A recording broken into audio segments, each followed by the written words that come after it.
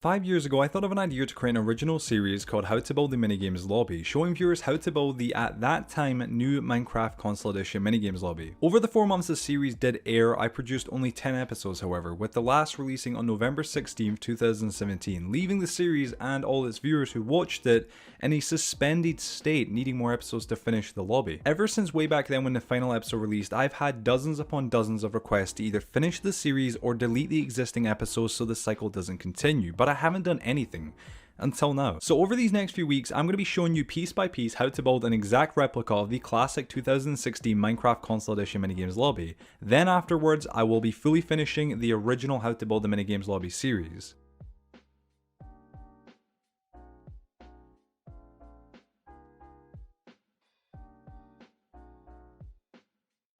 Today for episode 4 of How to Build the Classic Minigames Lobby, we'll be building the first part of the library. This is one of the main buildings within the lobby that connects the front and back sides together, making an integral piece of this series. However, due to its sheer substantial size, I'll be breaking this build down into manageable parts. Before starting this build, you'll need to have a 21 by 15 block space, or else the library simply will not fit. And if you haven't already built the right gateway tower or the fountain, I'd highly advise you to build them first before even attempting to build this, as it'll make building the library so much more easier. So first, before we start building the library itself or its foundation, we'll need to build the courtyard. As I've mentioned before, building the courtyard itself is rather difficult to explain, as I'm mainly just adding grass blocks and other rather specific blocks in really specific locations. So like in previous episodes, I've used terracotta to hopefully more easily indicate where I'll be placing these specific blocks. The lime green terracotta is where the grass blocks will be placed, and the brown terracotta is where the dirt blocks will go. The pink terracotta is where the gravel will go, the grey terracotta is where our cobblestone will go, and lastly the white terracotta is where we'll place our stone bricks.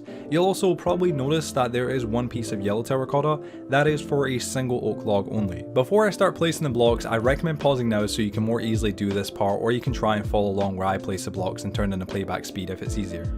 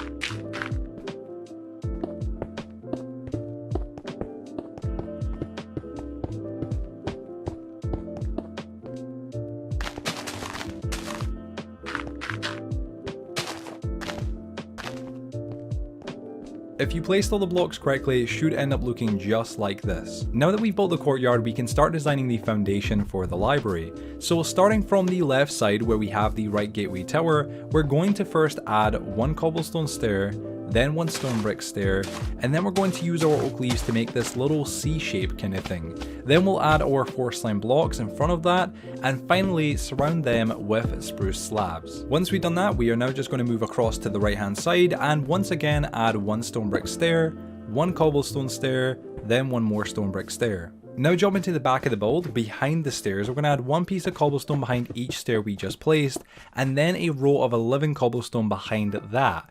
On the side of the build, we are going to add 2 cobblestone going back, and then 1 oak log coming out of the side, which you'll see me do in a second. From here, I'm going to continue dragging the cobblestone we just placed back until the side is a total of 12 blocks long.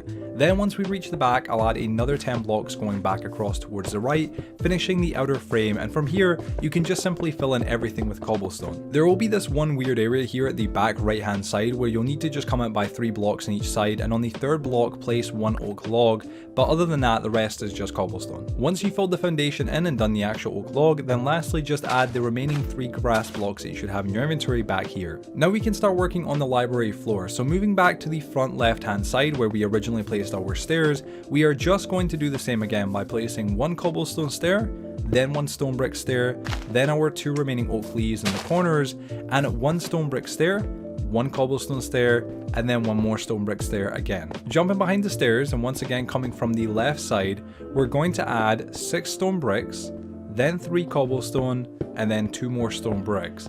And once you've done that, we'll add 2 stone bricks coming back and 1 oak log above the previous one at the side. Then we'll grab our cobblestone and coming from the left side, we'll add 2 rows making it look like this.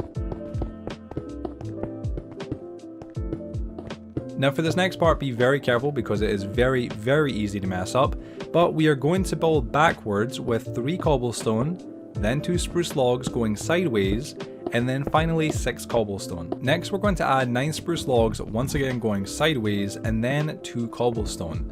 From here you can just drag those 2 cobblestone we just placed all the way back and place in your next 2 oak logs. Now that we've done that, we're just going to add 5 spruce logs going across, and we'll repeat that again 2 more times. On the 4th layer back, we are going to add 1 spruce log, 2 cobblestone, and 2 spruce logs again. Then we're going to add another 2 layers of spruce logs in front of that. Now on the 7th layer of spruce logs going across to the right, we're going to add 2 spruce logs, 2 cobblestone, and 1 spruce log, and then finally 2 more layers of spruce logs, making the floor now fully connect with the already existing floor. Now to finish the floor off, we're going to come across to the right side and add 4 cobblestone. Then use our last remaining spruce logs to make a pattern like this, and then finally add 4 more cobblestone again in the corner.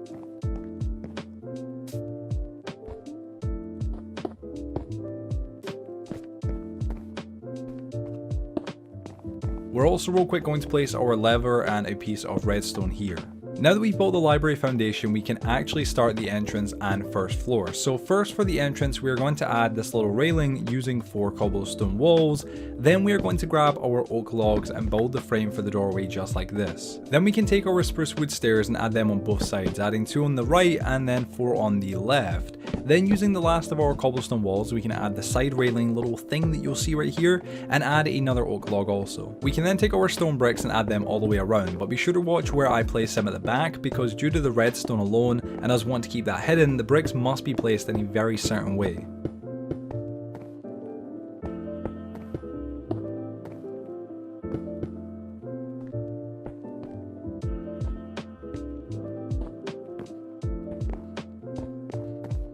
Now we can start placing in our bookshelves above the cobblestone and around the edges along the right side.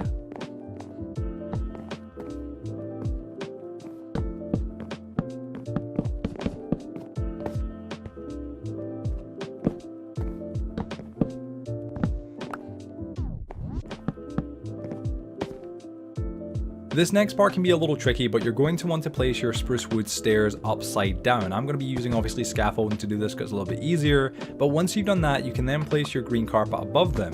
Then also you can actually add your spruce slabs in the corners and add green carpet above those also. We're also going to add 2 pieces of redstone here, and you'll notice after I add the redstone, I kind of pause for a second, like, you know, what the hell is going on? The reason actually behind that is because I had somehow forgotten about the 2 spruce slabs I was supposed to add. However, obviously I eventually realized and remembered, but yeah, you'll want to add those also. Now swiftly moving on to the layer above, we're going to be starting from the left side again, adding 1 cobblestone, then 2 stone bricks, and 1 more oak log. Then skipping the entrance or doorway, whatever you want to call it, we'll be adding 1 oak log, 2 stone bricks, 1 cobblestone, 1 glass pane, 1 more cobblestone, and then like before, I'll use my stone bricks to go around the edges, so again, be sure to watch where I place them at the back because it's incredibly important.